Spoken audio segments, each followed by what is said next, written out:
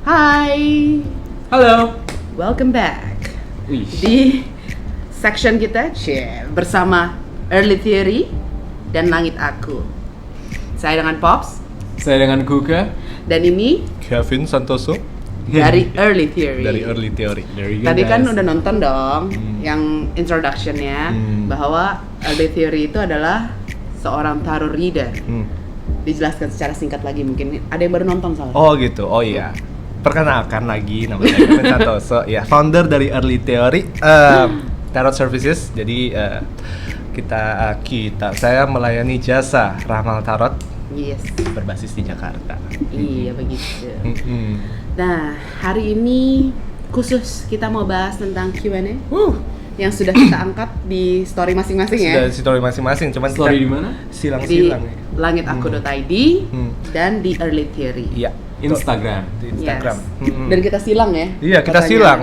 Jadi gua meminta followers gua untuk mempertanyakan apa sih yang dibingungin soal astrologi dan dari sisinya Langit Aku gimana? Kita nanya kesannya tentang tarot. Ya seperti yang kalian mungkin udah nonton di video yang pertama juga, banyak pertanyaan yang masuk ke Langit Aku. Kayak bisa baca tarot juga nggak ya? Kebetulan tidak, tulisannya bukan. Sorry. Dan untuk ke Early Theory juga banyak Iya, ya. banyak yang kayak, Kak bisa bacain natal chart saya gak ya? Kak bisa gak composite synastry Aha. ya, melihat compatibility dari natal chart gitu ya. Yes.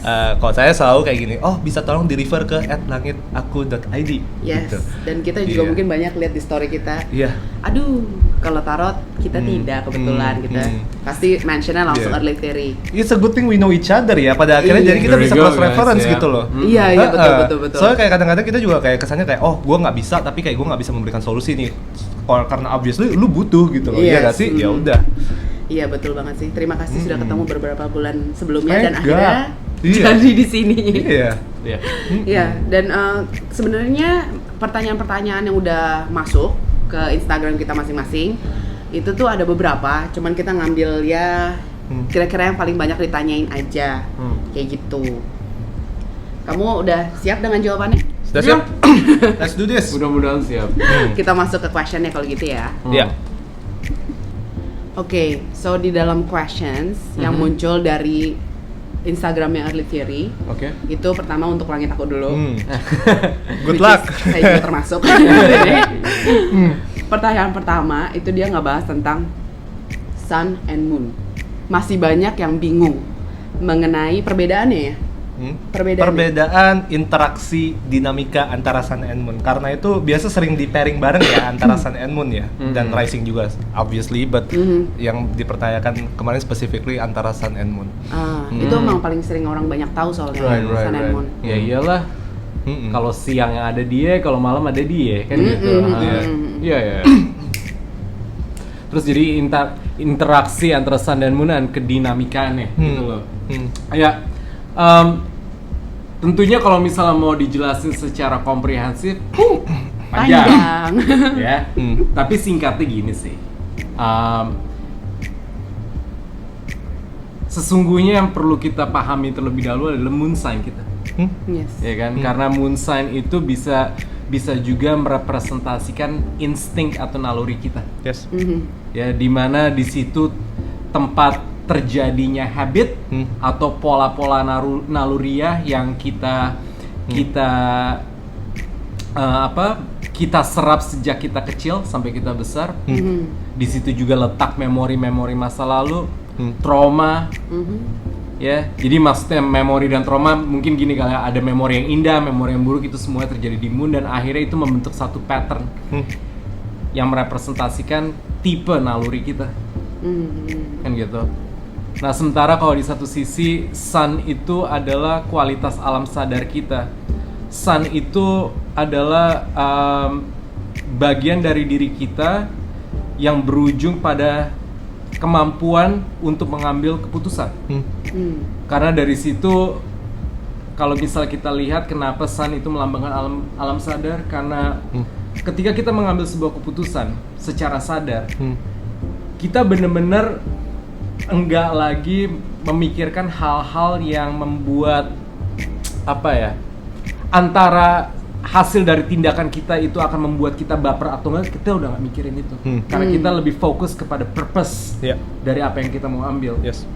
Nah, inilah kurang lebih dinamika dari Sun and Moon. Jadi bayangin aja kalau misalnya secara emosional kalian itu maunya seperti apa, nanti Sun yang mengadopsi kemauan kalian dan kemudian akan mewujudkannya dalam satu aksi atau tindakan. Kurang lebih kayak gitu. So, ya itulah fungsinya supaya kita tahu kalau Moon ada di zodiak apa, Sun ada di zodiak apa, korelasinya bagaimana nih, energinya nyambung atau enggak. Kalau sampai nggak nyambung, gimana nyambunginnya, ya. So singkat cerita, Sun adalah alam sadar, Moon adalah alam bawah sadar. Dan gue juga suka pertama kali kayak gue waktu itu konsultasi sama Kak, dia mengumpamakannya anggapannya Sun itu bapak, Moon itu ibu. Iya, itu menurut gue describes a lot about the dynamics between Sun and Moon. Iya, betul. That's good. Really. Thanks man, thanks. Bukan bapak asli dan ibu asli tentunya ya. Iya. Well, anggap aja patriarki and matriarki lah ya. Iya, matriarki. Thanks for mentioning that. Jadi Sun itu adalah bagaimana kita membapakkan diri kita, dan Moon itu adalah bagaimana kita mengibukan diri kita. Nah lo, ya, jadi kalau yang udah pada sering ngomongin konsep self love, well that's how you do your self love. Iya. Mind blown gak lu pertama kayak lu diekspos ke kebapaan dan keibuan dalam diri lu? Gila sih. Oke, siap gerak Pak. Time to work it out. Tapi kalau dari lu sendiri mungkin ada tanggapan nggak mengenai Sun and Moon ini? Kan lo pasti juga banyak terima pertanyaan-pertanyaan kayak gini dong. Well basically kalau gue karena biasa kayak gue nggak terlalu banyak waktu untuk mendiskusikan tentang itu, kayak gue biasa mengkorelasikan aja gitu loh. Moon itu adalah apa yang lu inginkan, hasrat gitu kan ya, dan Sun itu adalah bagaimana cara lu mengeksekusikannya atau bagaimana cara lu mengambil tindakan untuk mengeksekusi. Basically kayak gue biasa menjelaskannya kayak gitu tuh ke klien sebagai orientasi awal lah ya, anggapannya. But I see a lot of Sun tendency di kalau misalnya kita bilang suitnya dari tarot gitu, ada 4 elemen kan ya, ada Wands, ada Cups, ada Pentacles, ada Swords gitu. Rods, fire energy, itu banyak banget relasinya dengan the Sun, because Rods atau Wands has a lot to do with action, taking action, inspiration and action. Inspiration kalau misalnya gue bilang lebih masuk ke Sun sebenarnya, kalau di mata gue. Dan Moon has a lot to do with emotional, intuition, naluri, instinct, basic instinct. Basically di situ has a lot to do with Cups energy, water energy, emotional. Again, feminine and masculine. Yes. Ada juga tuh koneksinya di situ. Dualitas. Zodiac sign yang ruled by Moon. The first water sign of the zodiac. Yes. Kan? Betul. Kalau gitu mungkin kita bisa masuk ke pertanyaan selanjutnya kali ya. Nah ini pertanyaan selanjutnya itu untuk Terry. Oke. Nyontek dulu ya, sabar. Oke. Iya. Jadi ada kesan dari follower Langit Aku terhadap tarot. Katanya si tarot reader ini mungkin ya tujuannya sugarcoat everything with wisdom. What do you think about that? Well, itulah kayak salah satu visi, kalau misalnya kayak gue bilang, cara gue mengarahkan branding dari early theory itu adalah kayak I want to make it as relatable as possible to the general public, gitu loh. Sure, we need to understand about esotericism, we need to understand about mysticism and all of that things, tapi industri jargon di industri mysticism ini itu nggak semua orang bisa relate. Iya nggak sih? Ketika kayak gue bilang, oh lu perlu kayak work on your high frequency, high vibration, what the is that? Iya nggak sih? Nanti blip it out ya. Tapi maksudnya menurut gue kayak susah gitu loh. Dan di awal pun exposure pertama gue ketika kayak gue mencoba di reading tarot sama peramal yang lain, gue ngerasa kayak I cannot relate karena too deep gitu. Lu nggak bisa di orientasi awal lu langsung kayak menjurus dalam banget. Sementara yang orang mau tahu adalah jawaban.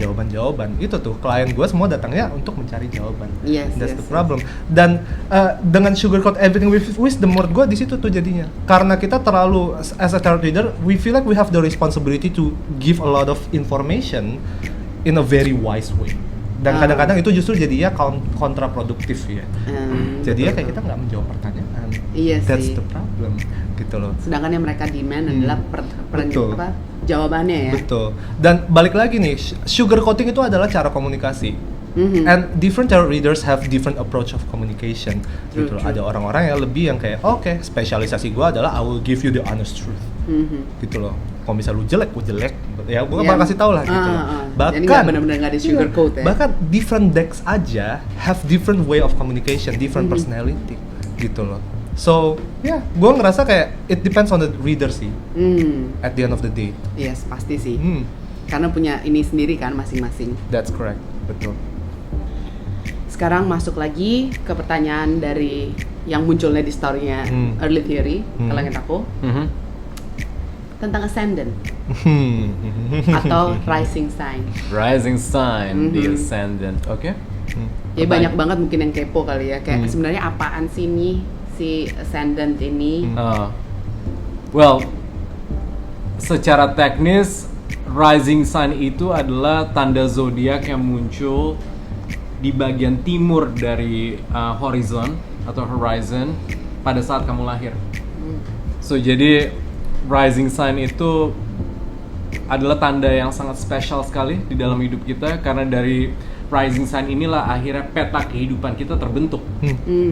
Makanya bagi kalian yang udah mengerti konsep dari house system, rising sign itu selalu berkaitan dengan first house, yaitu the house of self, yang dimana itu menjelaskan mengenai kamu. Iya. Betul. Iya sih. Tapi kalau bicara mengenai esensi dari rising sign di keseharian kita, pada umumnya rising sign itu dibilang sebagai perwakilan dari persona diri kita. Gitu loh. Jadi bagaimana kita memancarkan kesan terhadap dunia dan bagaimana dunia melihat kesan dari diri kita. First impression ya. There you go. Tapi lagi-lagi nih, kadang-kadang orang rising sign aja nggak keluar. Kalau udah kedoktrin sama paham-paham tertentu, dia aja nggak bisa keluar rising sign-nya. Iya, betul sih. Which is very very sad. But it's another topic, guys. That's another topic. Di luar itu ya. But remind you all ya, jadi yang masih sering-sering nanya nih, gimana sih cara gue tahu first house gue di mana, first house gue apa, sign-nya, rulership-nya. Start from your rising, kalau misalnya rising lu Aries, going down from there. Karena zodiac wheel itu dimulai dari Aries ya. Jadi kalau misalnya rising lu di Aries, ya udah going down aja, berarti second house lu di zodiac kedua, which is Taurus. Kalau misalnya lu startnya dari Taurus, oh berarti yang kedua di Gemini. Ya, that's true. Dan kenapa spesial banget? Karena rising sign itu adalah tanda dari diri kita yang hanya bisa diketahui dari jam lahir. Yes. Unless you know your birth time, ya udah, kamu nggak bisa tahu rising sign kamu apa. That's why it's very important ya, birth time. Very paling important. spesifik juga kan itu soalnya. Secara esoterik, rising sign itu adalah tanda bumi kamu. Karena itu adalah bukti kelahiran kamu. Kapan kamu benar-benar lahir dan kapan istilahnya kamu itu berwujud sebagai manusia. That's your rising sign. So there you go, kurang lebih kayak gitu. Tapi lagi-lagi kalau misal pengen tahu rising sign itu apa, well gampangnya itu persona diri kita. Dan itu penting banget ya.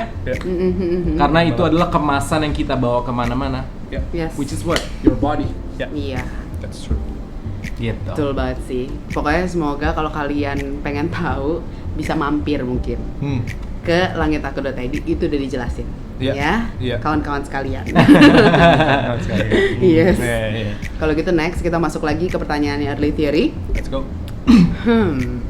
Apa nih? Kok dia nggak muncul? Oke. Penerjemahan energi yang ada di dalam diri kita dan hidup kita saat itu mengenai tarot reading. Oke. Well, this dari segi definisi ekspektasinya udah sejalan ya, sesuai dengan yang gue jelasin sebelumnya, bahwa tarot itu adalah merefleksikan kondisi kita saat ini, dan dari kondisi itulah apakah kecenderungannya tuh bakal terus perpetual ya sampai ke depannya. Begitulah cara dari segi tarot kita meramal masa depan dalam tanda kutip ya di situ. But penerjemahan energi itu menurut gue kayak mungkin kalian perlu do a little bit of research ya, independent research tentang different level of consciousness gitu loh. Anggapannya dari diri lu, individualisme lu ke universe gitu. Dan di antaranya itu ada beberapa lapis gitu ya. Dan ya itu kalau misalnya kayak gue jabarin itu basically your energy itu berada di level kedua paling atas sebelum di universe itu. So basically it's high up there. Makanya kayak kenapa kayak gue selalu ketika kayak gue mau komunikasi kan di ramalan, gue selalu berbicara tentang energi lu kayak gini, energi lu kurang ini, based on your energy patternnya seperti ini, because ya itu udah paling dekat dengan the pattern of the universe, dan we always have to base it on that, gitu ya. Tapi kalau misalnya mengenai penerjemahan energi, sebenarnya setiap definitory tools kayak gitu nggak sih? Ya kan? Pasti memang mengenai penerjemahan energi, dan kalau ngomongin apa di dalam diri kita jawabannya ya astrologi pun, tarot pun, semuanya jawabannya di diri kamu sendiri. Iya, karena kalau misalnya kayak aku bilang alpha omega selalu sama, ya nggak sih? Alpha omega selalu sama. Alpha omega selalu sama, ujungnya selalu sama gitu loh. Iya. Ya tengah-tengahnya itulah, itu beda perspektif ya, beda persepsi lah ya, beda aliran.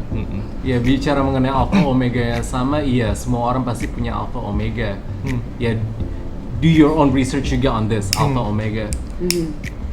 Tapi kalau misalnya balik ke konsep energi itu sebenarnya memang yang mendorong kita untuk bertahan hidup. Ya apa sih energi? Salah satu bentuk paling konkret yang paling basic, yang paling naluriah. Lagi-lagi kata kuncinya naluriah, which is moon. Ya, pengen makan. Yeah, that's true. Itu ada semacam energi yang memanggil kamu untuk, woi, lo lapar nih, lo butuh sesuatu dimasukin ke dalam perut lo, gitu kan? Iya, betul. That's energy. Yeah. You know, ketertarikan kamu dengan orang yang kamu suka itu energi. You know, tiba-tiba satu saat kamu ngerasa bahwa kamu harus ngelakuin hal yang selama ini kamu tunda, that's energy. Yeah. So jadi itu semuanya sebenarnya kerja rohani tubuh. So rohani, energy is basically the same thing. Iya. Dan maksudnya kayak mungkin kalau kalian yang bertanya terhadap astrologer atau kepada tarot reader gitu ya, kayaknya kalian menanyakan tuh sesuatu yang di luar kalian gitu loh. Yes. Ini yang kalian tanyakan itu tentang diri kalian sendiri. That's true. Jadi coba dong lebih connect sama diri kalian juga kayak gitu. Tentunya jadi ini pernyataannya pun nggak jauh ya sebenarnya. Iya, karena ketika kayak lu memisahkan itu dari identitas lu, jadi lu kehilangan identitas lu ketika lu mendapatkan ramalan itu. Makanya jadinya ada orang yang terobsesi untuk membuat supaya itu terjadi. Sebenarnya itu sudah terjadi. Yes, betul. Udah ada planningnya di depannya gitu. Basically di situ. Oke. Iya nggak sih? Iya benar banget sih, gue juga setuju. Oke, kalau gitu kita bisa masuk ke next pertanyaannya. Lagi-lagi untuk langit aku. Udah muncul. Nah, tadi kamu mention nih. Good luck. Ini banyak banget kan soalnya nanya ya. Banyak banget ini, jadi kayak dari Q&A session gua banyak kan nanya soal houses, which is good ya. Kayak gua benar-benar encourage, kenapa? Karena basically sebenarnya the house system itu adalah aspek dari astrologi yang paling penting justru ya, kalau bisa dibilang ya. Bisa dibilang nggak sih? Salah satu yang paling primer. Salah satu yang paling penting karena ya kayak lu bilang gitu loh, itu wrap up-nya di situ semua gitu. Ya, tapi yang paling primer itu sesungguhnya planet. Betul. Karena banyak orang yang mengaitkan dirinya itu terhadap zodiak. Boro-boro houses, boro-boro planet, tapi langsung zodiaknya. Oh, gua Taurus, gua Aries, gua segala macam, padahal yang mereka ngomong itu adalah zodiak. Padahal ada perbedaan di antara semuanya. Distinction itu jelas. Houses itu sendiri adalah yang merumahkan zodiak. Nggak ada satu penjelasan astrologi yang pendek ya. Iya betul banget. Salah satu alasan kenapa postingan kita panjang-panjang. Silahkan kamu mungkin bisa jelasin.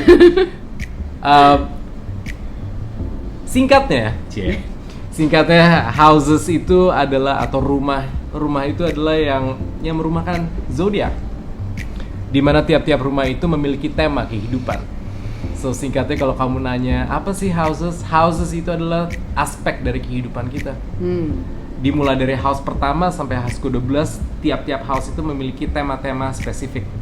Contoh, house pertama adalah diri kamu atau self.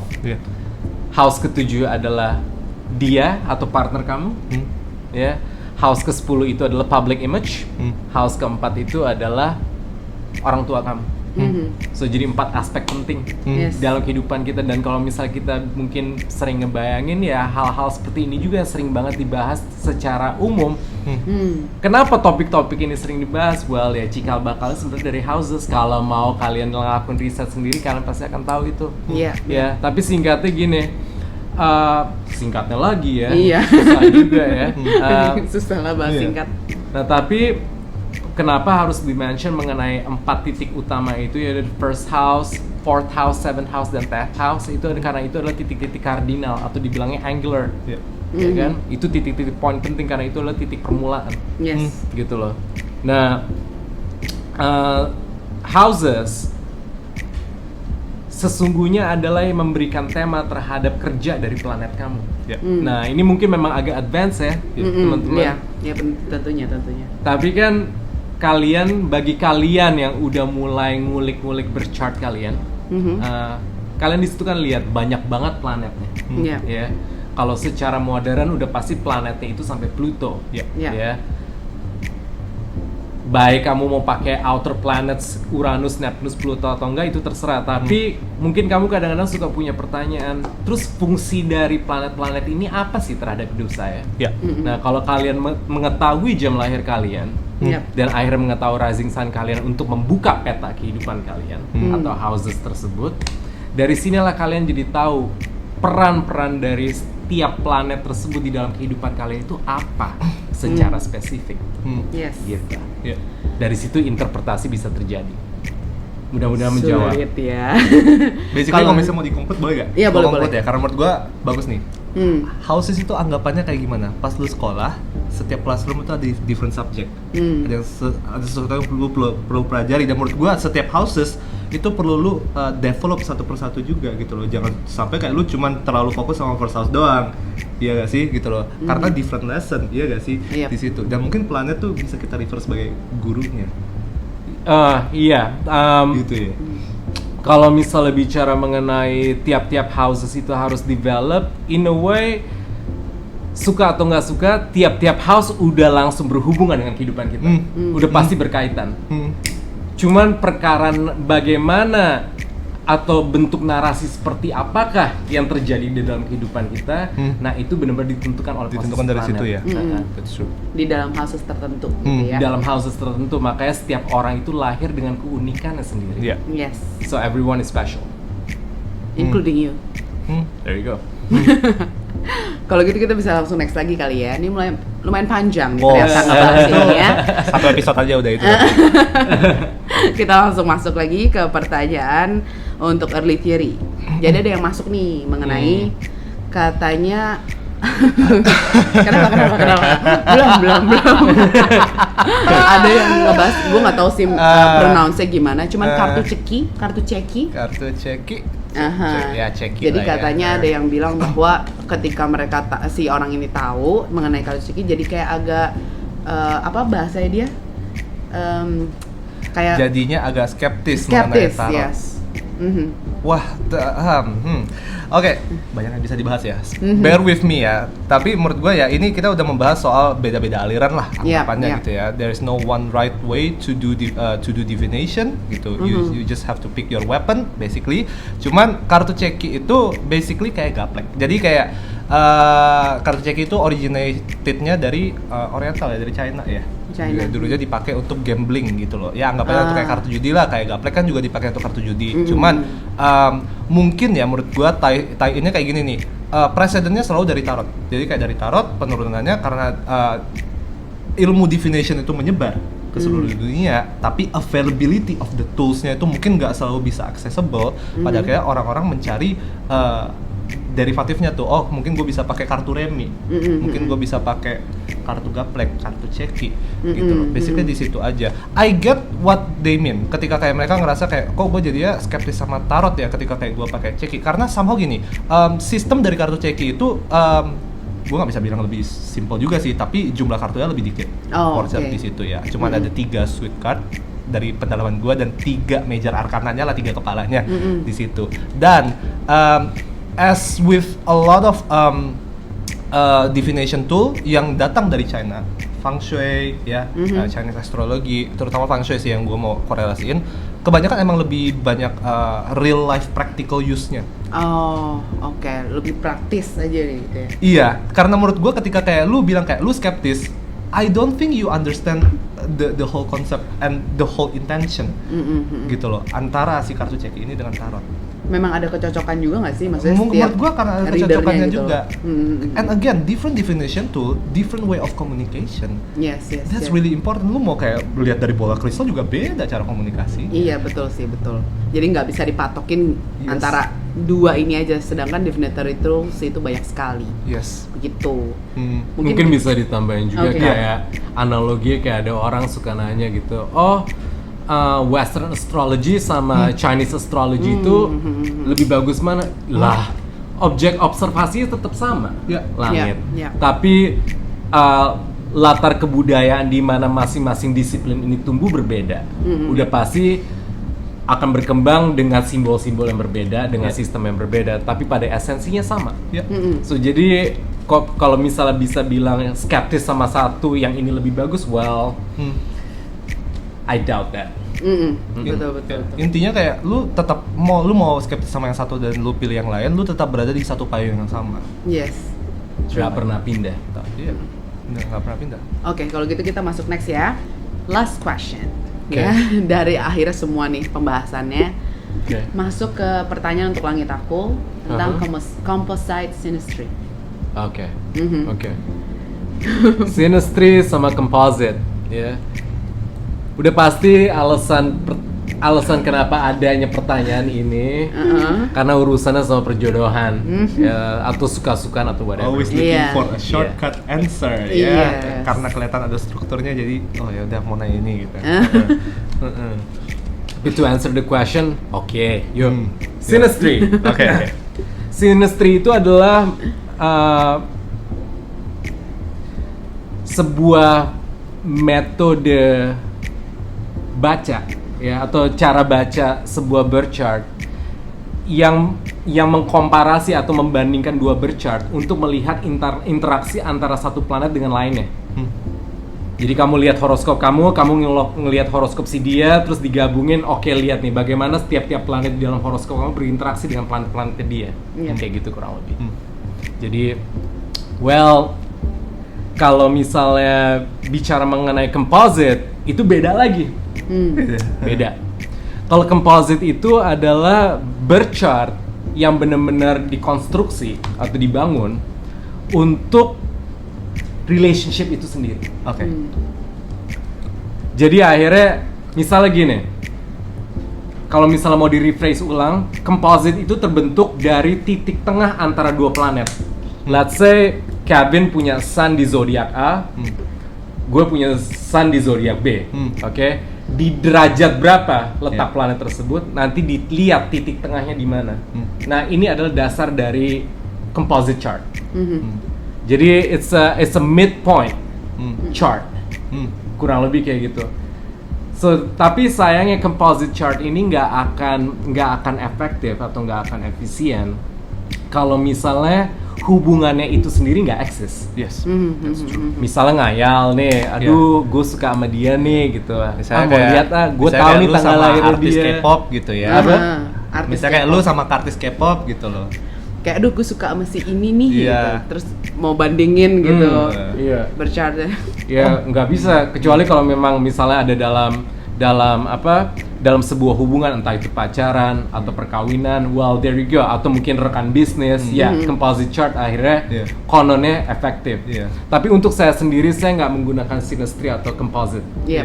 Karena menurut saya pribadi, satu, karena synastry atau composite ini cenderung masuk dalam pengembangan astrologi modern, sementara yang saya pakai itu lebih cenderung kepada traditional astrology, yang lebih lampau, yang udah dipraktekin sama nenek moyang kita ribuan tahun lalu, gitu.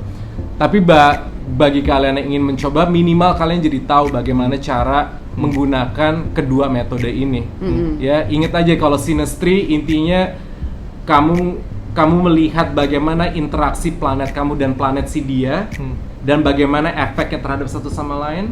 Tapi kalau composite itu adalah birth chart untuk relationship itu sendiri, berdasarkan titik tengah yang terbentuk dari jarak dua planet. Kayak gitu kurang lebih. And Mudah-mudahan menjawab. And basically in my opinion, daripada kayak gue go to the trouble of finding synastry, mending kayak gue get to know your natal chart. Jadi gue tahu personality lu seperti apa, ya udah secara alami saja. Gua Dan cocok. lebih penting lagi adalah ketika orang yang mau pakai synastry ini atau mau composite ini udah tahu duluan mengenai dirinya. Exactly. Yes. That's oh my god. Betul sekali ya kawan-kawan sekalian. Itu paling penting teman-teman. guys. Iya. Supaya tahu dulu kedudukan kalian itu di mana sih. Yes. Itu yang paling That's penting. true.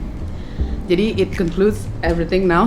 Amin. Akhirnya Q&A ini sudah berakhir. Ini semuanya kan kita masih general, Iya. ya kan. Semoga dari pertanyaan kalian yang bingung atau misalnya kesan-kesan kalian terhadap tarot juga akhirnya sedikit berubah setelah mendengar penjelasan-penjelasan dari kami. Iya. Begitu. Jadi episode ini sampai sini dulu aja kali ya, udah panjang banget nih. Oke, pokoknya kita minta tolong untuk video ini. Kalau kalian suka dengan kontennya, tolong di like. Terus, Paling kita jelasin aja, karena kita upcoming program, kita pasti ada bergulir terus nih, ada Ah, Q&A iya, session yes, terus yes, ya. yes. Jadi itu lu pantengin aja Instagramnya langitaku.id sama early.theory, karena pastinya kita akan selalu membuka tuh kolom Q&A. Karena pertanyaan nggak mungkin cuma ini. Dari kemarin juga ada banyak yang kita seleksi, karena Yes. mungkin ada yang terlalu teknis ya. Iya, betul. Nggak bisa kita atur lah di video pertama gitu. maksudnya. Kalau mau yang teknis coba langsung dibuka aja yang private session. Ya.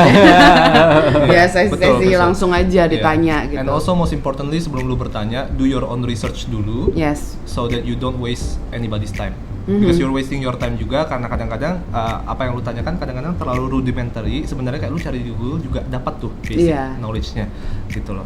Betul. Nggak semua elemen dari knowledge dari astrologi dan tarot itu serumit itu sebenarnya untuk dipelajari untuk orang-orang awam. Iya, betul banget. Dan kalau bisa kalian tahu dan mempelajari itu untuk diri kalian sendiri itu jauh lebih baik. Gitu. Tapi oh ya, gue juga lupa.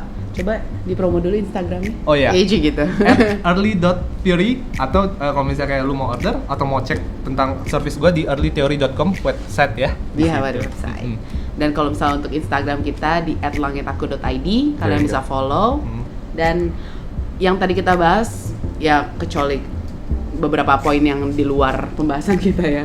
Jadi kita udah bahas cukup jelas kok di situ. Kalian bisa baca. Oke? Kalau gitu sampai di sini dulu. Jangan lupa di like, terus di subscribe juga. Dan kalau ada pertanyaan langsung di komennya di bawah. Ya. Atau mau DM di Feel Early free Theory. to ask. Kayak jangan takut deh. Jangan Iya, intimidasi. nggak masalah banget, tanya Orang-orang aja. kayak gini ditakutin. Yang ini. Oke, kalau gitu. Dan dipencet juga isi notifnya ya. Oke, thank you semuanya.